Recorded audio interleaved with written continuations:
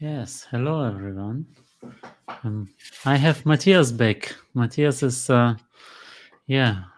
again online in a talk with me after some months of break, and some major changes, I think, in your professional situation in the tool landscape of Power BI and in Yes. the whole Power BI universe. Super exciting. And I'm sorry we had a bit of a pause over the summer or so. We were both quite distracted with lots of changes, but we're back, which is good. Yes. Yeah, and you're And in now fact, part. you've probably noticed my background is different. Yeah. Today is day one of me being in a new office as well. Lots of changes. Okay. So your Power BI Tools company Yes, already has an office, and you're still developing the Power BI Tools, or is it yes. like uh, related to Tabular Tools, where you're also inside of Tabular Tools? I think. Yeah, you Um, know it from the internet. It's possible to find it out. It's not a yeah, secret. yeah. I appreciate there's been quite a bit of confusion. Tabular Tools is basically collaboration between SQL BI, Tabular Editor, and myself. There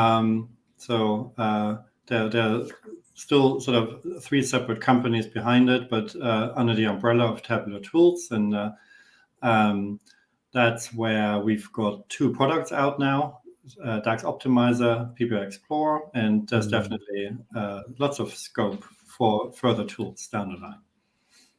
Okay, great. Yeah, I already tried the Power BI Explorer. It's very nice tool. You can get some infos you don't get from Power BI Desktop so easily. For example, all the filter relations on the page. But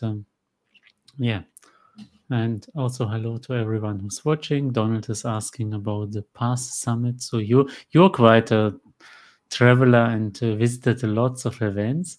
So I don't know if you will be there. I'm not next week or next month. So I will be in Seattle, but I'm not going to pass. So if you're around in Seattle, I'm actually going to Ignite, which happens weirdly enough during the same week, and even almost in the same convention center. So I'm definitely going to be around there. If anyone wants to hang out, just ping me. And I know there are going to be some MVP events on the campus in Redmond as well. So I'm sure I'm going to see lots of MVPs hanging out right before Ignite. Great offer. So you can meet Matthias in person. Also, my apologies. I'm just realizing my light situation is absolutely horrific. You sort of just see a shadow of myself. This is part of me only just having moved to a new office. I haven't put my dedicated studio lights up yet, and I'm just realizing that was not a good idea. So next time round, it'll be better. Okay, so and today we don't had any pre-scripted agenda today, so just about the news, and that was also all I was thinking about. So yeah, I hope you have something for us. Well, I mean, right now I'm very keen to talk about PBI Explorer and demo it. And I did actually watch, as you know, I watched your stream with Marcus a few weeks ago, which was very enjoyable because you came in as complete newbies with respect to the tool, and I really enjoyed seeing your first reactions and seeing where we hadn't done the best possible job in explaining what the tool was for and what the intended use was, and what certain things were there for. So why don't we just follow up on that? And yeah, of course. I fill in some of the gaps. Yeah, Great idea. Let me share my screen. Yes. Present screen. Sorry. Here we go. I think it's that one. Yeah. Okay. I do very much hope that my connection is stable. So far, it's great. If not, then my apologies. It's part of moving and having a new setup, and hopefully we'll notice, and you can let me know. All right, so this is actually the third beta, which was released just last week. So this is a more recent release than the one you looked at. There's one very exciting new feature in here, which is actually Git integration, something I'm super excited about. There's also a blog post, which I think I unfortunately just closed my browser window. So let me just find that. Well, I'm very keen about the Git integration, but I don't want to interrupt too much. I just let you show, and then I will ask afterwards if. Just give me 1 second. I need to go into my browser history now and find. Can you do a search here? Yes, you can. Where is it hiding?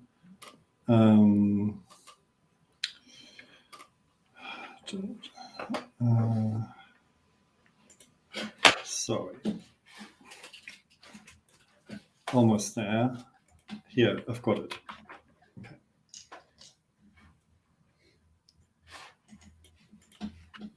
Okay, so that one. There is no direct link to it from the homepage, which is why I just had to look for it. So this one points out some of the new features, which are around the summary view. So I'm just going to show everyone where that's mentioned on the blog, and then we can look at a real-world example. There's some improvements around visual interactions, which I noticed you and Marcus were definitely interested in, but you were also wondering how to make sense of it. And then Git integration, which is super exciting. It's that bit. All right, so let me open a report. Let's take this one. Okay, right. So the landing page is basically a summary, as you can see. It's almost a dashboard, if you will. That's had a bit of a overall, from a visual point of view. You can see, so there's definitely a few bits we need to iron out because stuff is cut off here, but people have already reported that on GitHub. Right, so that's definitely a takeaway that everyone should make a note of. We use GitHub for issues and for bug reports. If you come across anything, please go and file something. In fact, you don't even need to remember the URL. You can just go to the help panel down here in the bottom left, and then go to report issue or suggest feature, which basically directs you straight to the corresponding GitHub issues page. So if you click on report issue, it opens up a GitHub bug report. All right, so just going back here. So one thing which a lot of people have struggled with, and that's definitely something I noticed when you did your session as well. The data model explorer is not quite what it appears to be.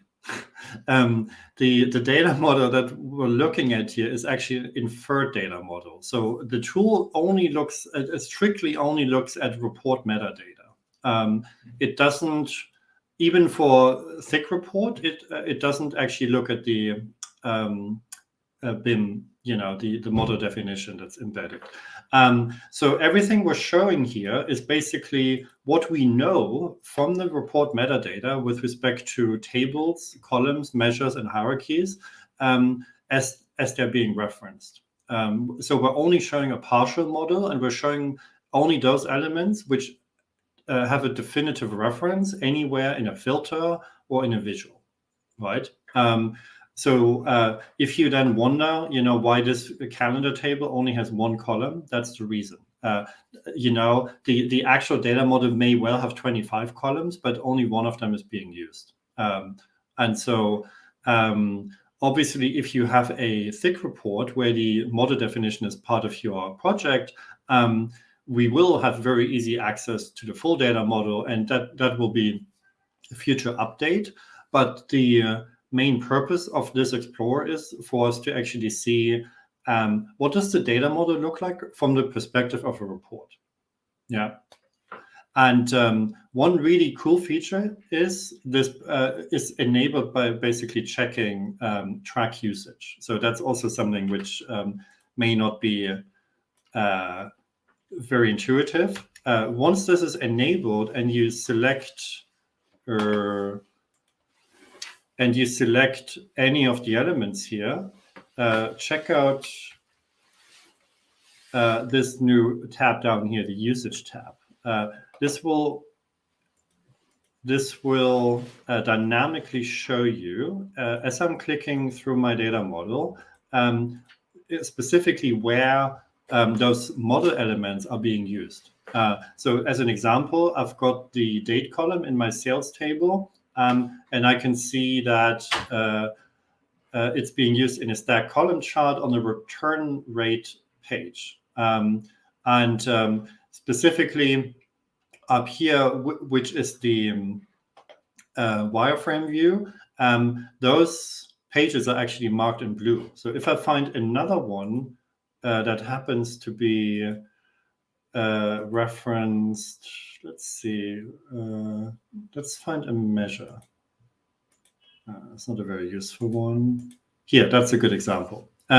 So if I find, in this case, a column which happens to be referenced on multiple pages, you can see very nicely how those 5 pages are actually marked in blue, right? And you can then click around and can actually see which element on the page happens to have that reference. Is it just one visual, like here, or is it actually something that's page-wide? In this case, it would be a filter, right? So that's a very useful thing, particularly when you inherit a report, right? You are given a report that someone else has built. It may have many, many pages. You don't know much about it. It's a very neat way for you to explore, hence PBI Exlorer, how the whole thing fits together, right? So that's the idea here. And the other thing we had was interactions. All right, so let me turn off the track usage. You can see once track usage is turned off, that entire usage tab also disappears, right? It's no longer relevant now. So if we're looking at interactions now, this is a new feature. So you already saw when you were checking this out yourself that, here we go. So we've got those little overlays which give you a count of inbound and outbound interactions, right? So inbound means another visual interacts with this one by filtering or cross-highlighting, right? Outbound is the opposite. It would mean that this visual interacts with others. And what's new now is that we actually have those visual indicators to see precisely what the interaction, how the interaction works. So clearly, if we have, so if we're just looking at this particular arrow, which basically goes from here to here, right, or like so, right? Clearly, we can expect to see the opposite if we focus on this one, where we've now got outbound interactions going the same way, right? So this is 2 inbound interactions, and then it's 11 outbound. If you want to know what this one is, you go here, select it, and you can see it's a cluster map, right? So it's all interactive. You can either select something in the report explorer, and then it will be highlighted in the wireframe view, or you can do it the other way around, and then you get the highlight over here. So that's new, and as you've seen, that has to be enabled so that the view isn't cluttered. There we go. And let's talk a little bit about what we actually get to see down here, right? So if you let's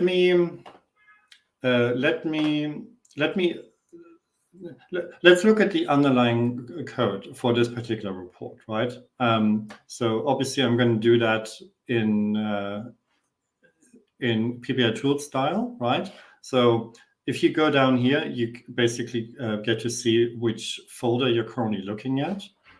And if I navigate to, what was the folder called again? Here we go. Okay. That's the one.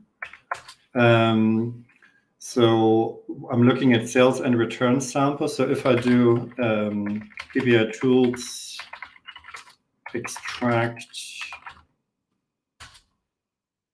here we go.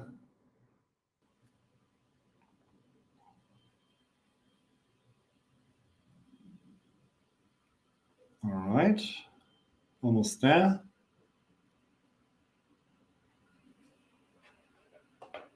All right, done. So let me CD into this new folder, and let's look at this in VS Code. I'll make it a little bigger. Right. So here we've got 18 pages, and we're currently looking at market basket analysis, and we're looking at this particular text box called market basket analysis. So let's find that here. So this is page 6, and then we can see there's market basket analysis, and we can see that's actually text box, right? Okay, so this is the equivalent, and anyone who's worked with PBI Tools before knows that each report element, each visual, each page, and the report itself always has up to 3 files or 3 JSON objects, right? We've got the main object that sits at the root. We've got a config object, and then optionally we've got a filters array, and that structure is not something PBI Tools invented, right? That's a structure which is basically native to Power BI, and we can replicate that, or we've replicated that here very nicely. So if you want to see the underlying sources, you go to the JSON tab, and then you toggle between main, config, and filter. And compared to PBIP, right, which is obviously the new Microsoft way of looking at source code, this is huge because you have very clear visibility of the underlying JSON definitions. In PBIP, if you've spent a bit of time on that, you don't, right? Because everything is sort of mangled in a stringified JSON. You can't really read it. So that's already one big advantage, and particularly if you've come from PBI Tools, it should be a really straightforward transition, right? And basically what the tool does is it, and in this case, the text box was a bad example because text box still has a few limitations. So let me just switch to this one instead, the multi-row card. E2659. We've got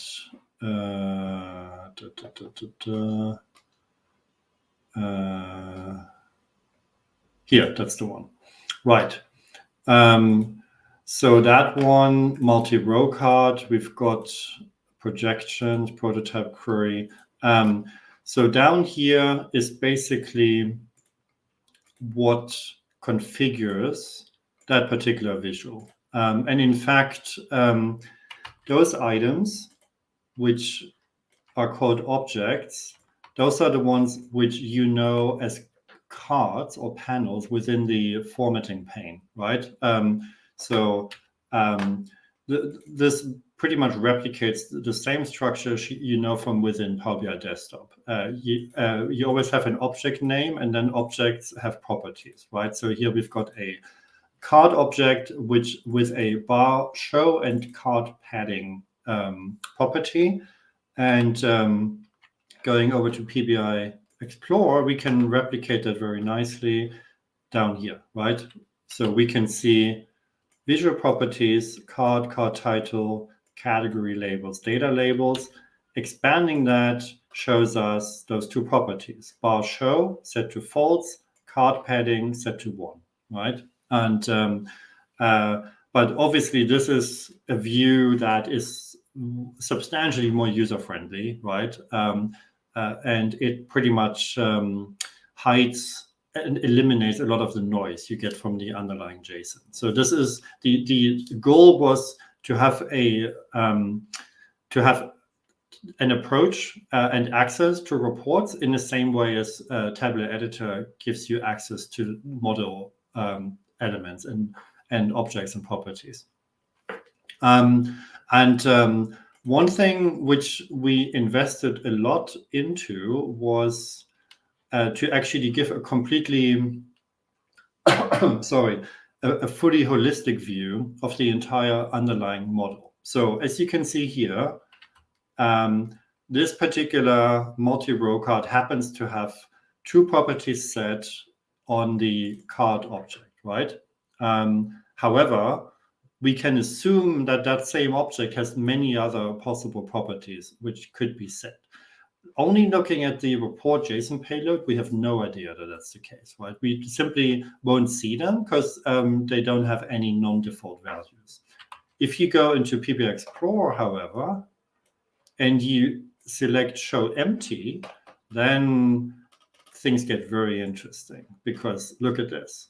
PBI Explorer happens to know the entire underlying schema of all possible objects and all possible properties that can exist in a report and on any given visual type. And so we can now see that in this example, the card object has 1, 2, 3, 4, 5, 6, 7, 8, has 9 possible properties rather than just the 2 we saw earlier, right? Only the other 7 happen to be empty. And so this is a huge advantage where we put significant development efforts into in terms of actually making that possible. So there's no other tool that does anything like that right now. If we wanted to see what the equivalent is for this in Power BI Desktop, I can simply open the same file in Desktop. If I find it here, okay. Hopefully Desktop won't take too long to come up. And then I'm going to go to Market Basket Analysis and go to the multi-row card, which happens to be in the top left corner. I can easily identify that. All right, here we go. Didn't take too long. Market basket analysis. Okay, so let's do selection.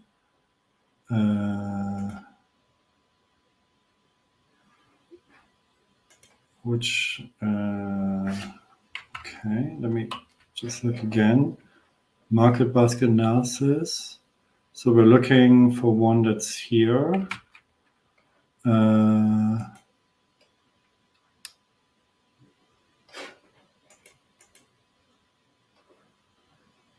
Must be that one.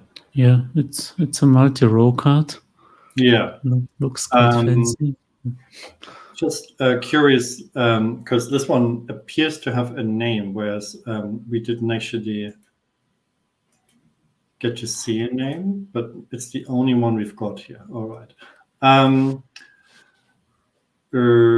All right, so here we go. So this is the equivalent now. We can easily find whether it's the correct one.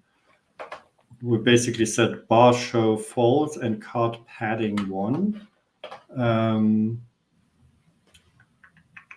So bar false and padding 1. There we go. That's the one, right? So this is how it works. We've got the card object, and then within the object we've got the bar show boolean, which in this case is false, and then we've got the card padding section, which is set to 1 pixel, right? And as you can see, there are many other possible properties: border position, background color, title, and whatnot. But none of them are currently set, which is why they don't show up here. Yeah, so basically, not only do you have a much more user-friendly direct access to all the visual definitions, you also see very easily which properties happen to be set and which ones don't. Whereas looking at this in desktop, you have no idea, right? You just end up getting overwhelmed with lots and lots of different possibilities, but you wouldn't be able to tell whether each single one of them happens to be customized or not, right? Cool. So yeah, that's probably what I have to say as far as the inspector is concerned. Next thing to look at would be the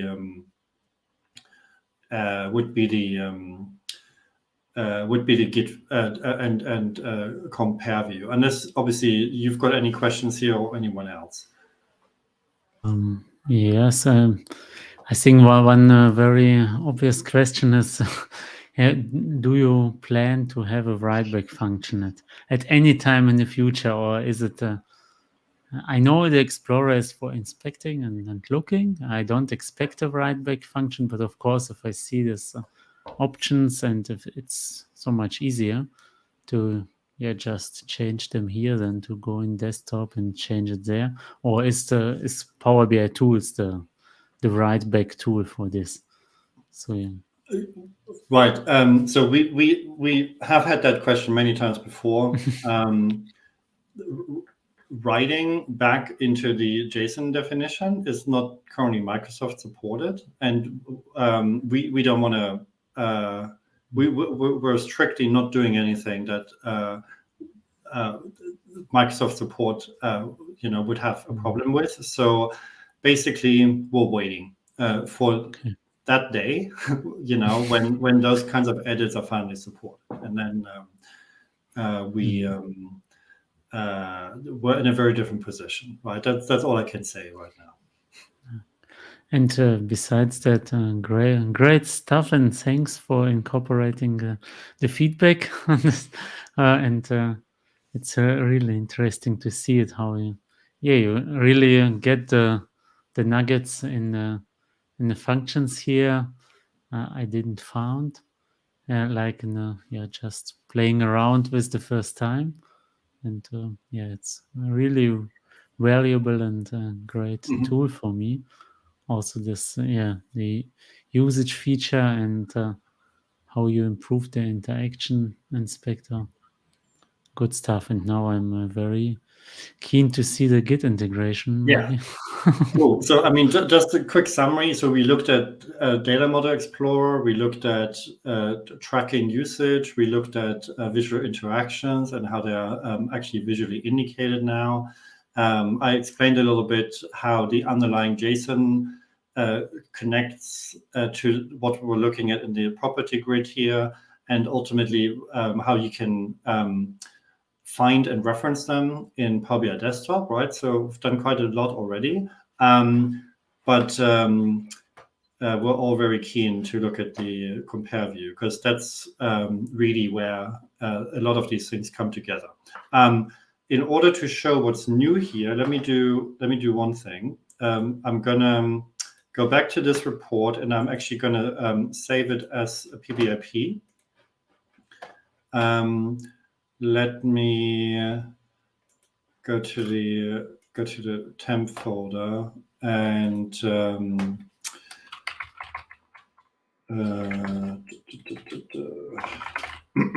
right. So let's do that in here. Okay, and let me open that. Temp. Here we go.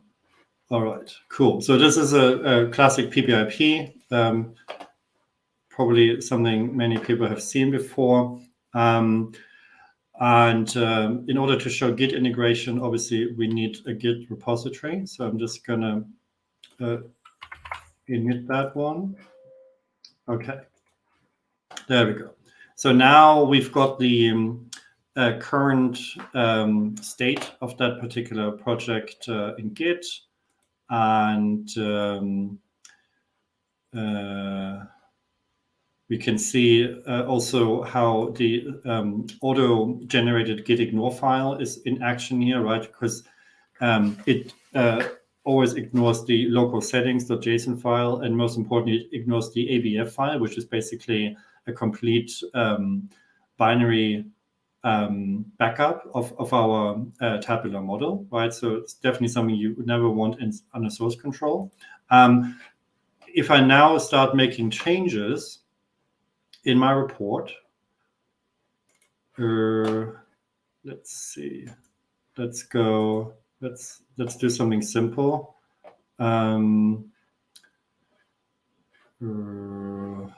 What can I do? Such a pretty report. I'm almost hesitant to mess about with it, but let's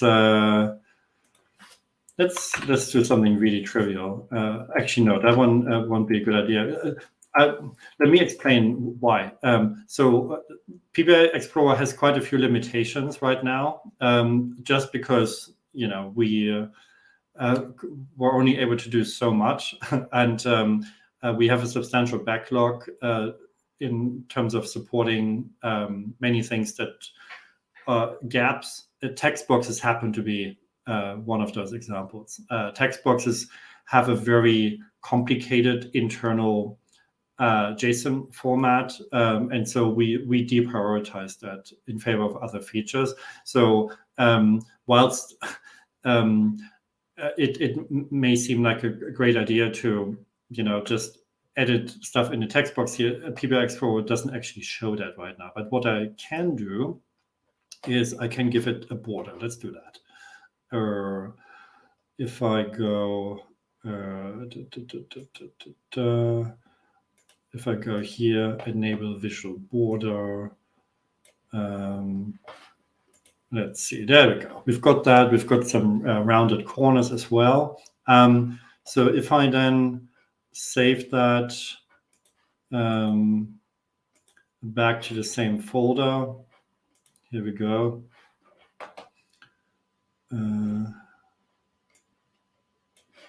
Save, replace. Okay, very good.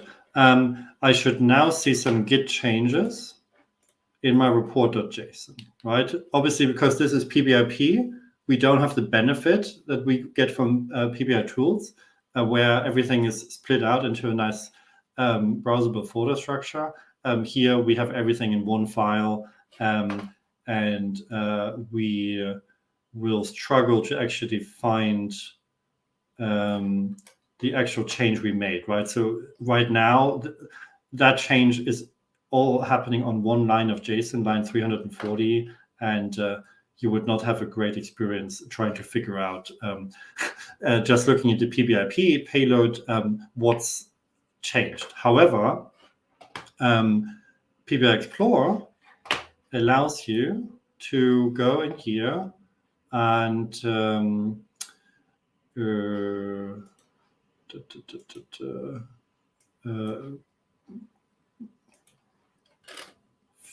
find the file. Here we go. So there we go. Look at this. So I just selected the report.json in my PBIP folder, and it's detected that it's actually in Git. So rather than having to go and selecting a completely different file, I'm getting the option of saying I want to compare it to a different version in my history. And we can see now that on the right-hand side, I've got the original version that's already in my Git commit history. On the left-hand side, I've got my current uncommitted changes. So basically everything I've just saved. And we can see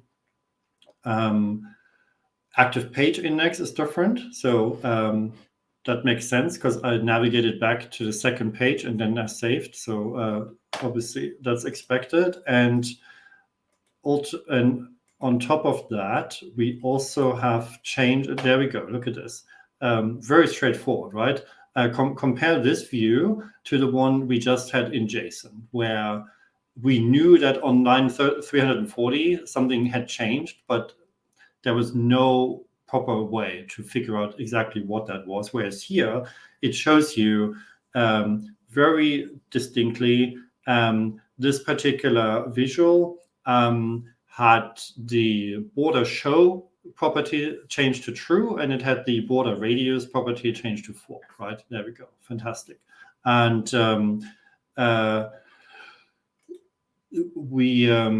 if I do a few more changes here, let me also move that around.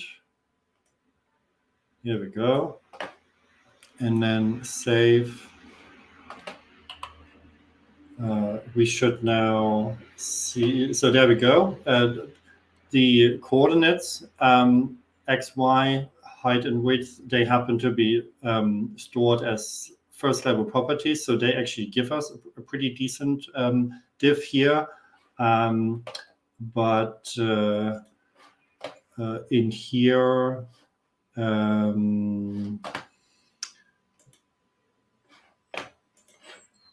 if I do the same here,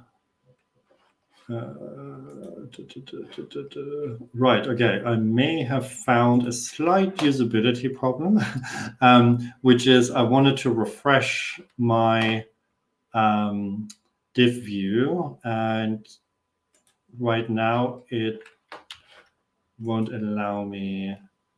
Yeah, okay, right. So, all right, I'll report that back to the team.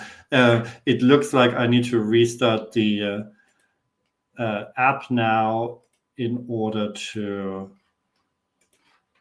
get the same Git dialog showing up.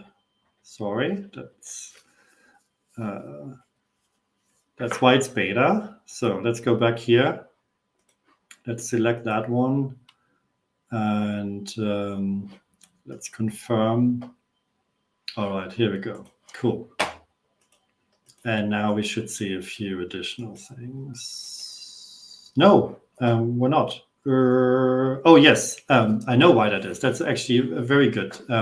So those kinds of changes can be quite noisy, right? And so we've got some convenience settings here, which, and I think that's something you and Marcus discovered as well, right? Yeah.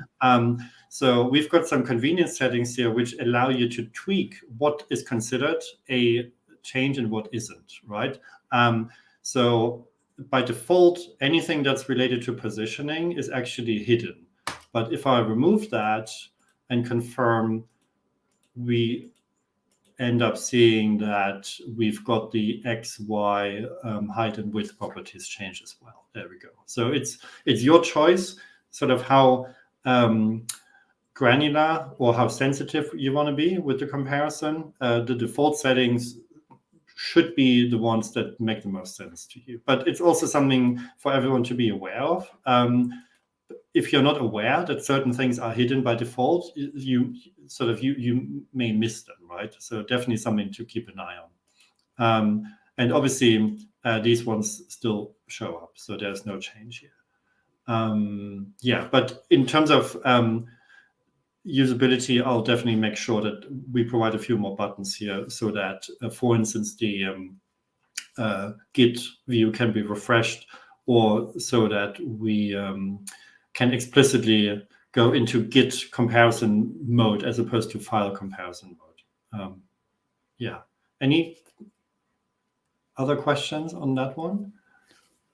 There are general questions about the tool, but firstly, I just want to sum for myself. So this is a very great way to inspect the changes, and then the supported way would be to go into the PBI to look for the line in the big JSON and then change it so you're already informed. So the most convenient way would be actually to use Power BI tools and then compile it back. As we know, but it's not supported officially, but works fastest. Mm-hmm. Fantastic. Fantastic stuff. I really like, because I'm already also looking for some more end-user friendly compare methods that actually just Power BI tools for rollout in a self-service organization, and this comes in handy. Really nice at this moment. And then there are some general questions regarding the tool. So Andrea has a question if she can list the objects involved by an interaction. So it's actually for the inspect. We don't currently have that. Right now, it's just what I showed earlier no, that was the wrong one. I want to go here, actually. So right now, it's just the visual indication. There we go, just making it a little smaller. Right, where as you hover over, you see inbound and outbound interactions. There is currently no facility where they are listed as part of the property grid or so. It's definitely something we could consider. If you, Andrea, if that's something you care about, what I would propose, go to GitHub and suggest a feature, and most importantly, explain why you think that would be useful, right? If you know, it's always much easier prioritizing something if you understand what the value is, right? Rather than just talking about stuff academically, if that makes sense. Nice. And there is another question from Nick about the setup of the tool. So it's an external tool, of course. You have to. I don't think you don't need to install it. I think, as I remember, you just need to unpack this. But is this a .NET form, or is it anything else? What's the tech behind this?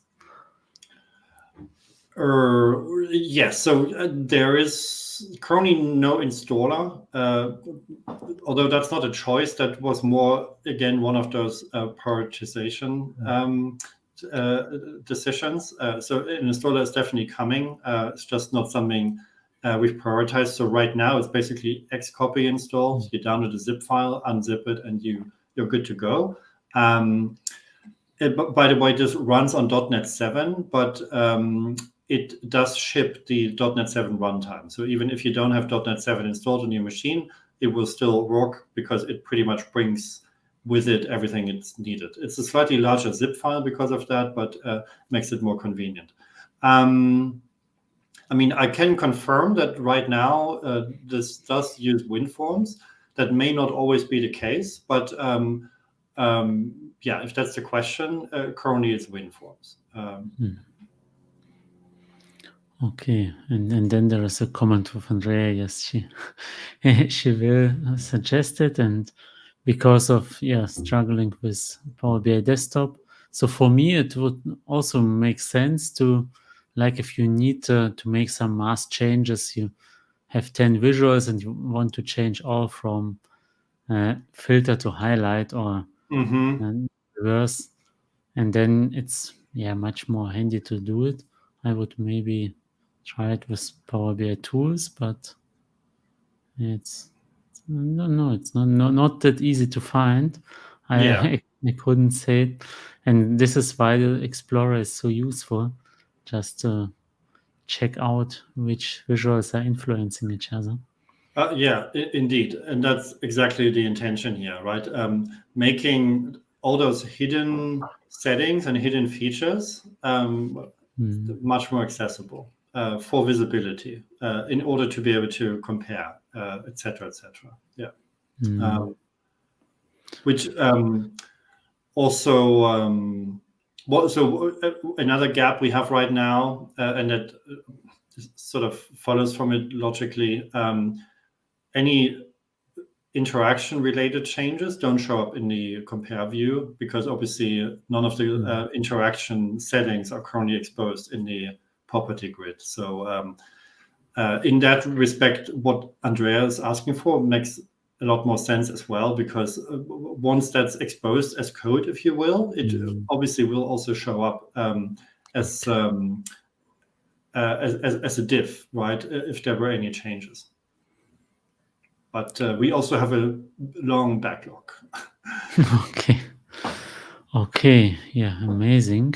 And this have been the questions. Right. And just I'm really looking forward to where it develops to, this great tool, and what to expect in the future. But you will tell us when the time is ready, I think. I'm just trying to get back to the... there we go. So in terms of what's coming, we've been teasing everyone with this grayed out option of analyze report. So that's a big deal. It's we've talked about it publicly. It's going to be something quite similar to best practice analyzer in Tabular Editor. Basically running some static rules against your report metadata. So that's going to be huge and something we're really looking forward to launching. And another one will be support for bookmarks, which, just like with interactions, bookmarks are very powerful, but also very well hidden. If you use desktop, bookmarks, what they do once you create them. But if you ever look at a report that already has bookmarks, either from yourself or from someone else, it's virtually impossible to figure out exactly what actually went into the definition. That's a huge gap, which PBI Exlorer will fill for us. Would be so nice to list all the bookmarks and to use to compare them. Awesome. Yeah, we've already spec'd and designed what that will look like. It's just a matter of implementing now. So there will be quite a few more releases and a few more betas. Those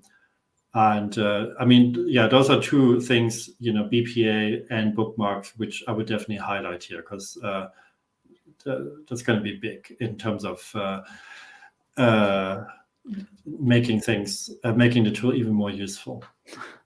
Yeah, great. Thanks a lot, and I think the community will love this. Yeah, but you're also still continuing with Power BI tools. Yes, in theory. I appreciate that I haven't had a PBI tools release in quite a while, which is unfortunate, because it's a bit behind with respect to the TOM libraries and things like that. So there are a few things which I need to update.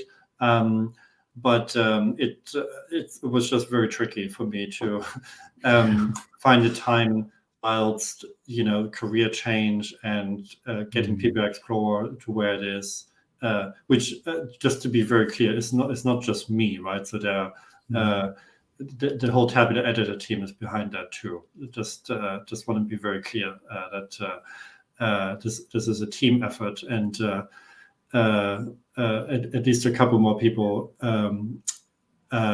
definitely should get all the credit for it.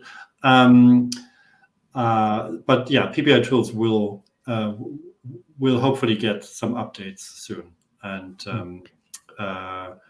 particularly, obviously, now that the source control capability is sort of taken care of by PBIP, and something that Microsoft is now finally embracing, albeit in a very limited fashion still. The big area PBI Tools still fills is CI/CD and deployment, right? And so that's definitely where I will invest a lot more moving forward. Eagerly awaiting public release of new APIs that ship as part of Fabric, which will basically allow us to upload and download PBIP definitions into Power BI workspaces. They've already been shown publicly at a conference recently, so which is why I can also mention it. So someone from Microsoft has already demoed them. That's going to be a huge deal, where you can basically take any of those repositories containing PBIP definitions for reports and or data sets, and then publish them directly.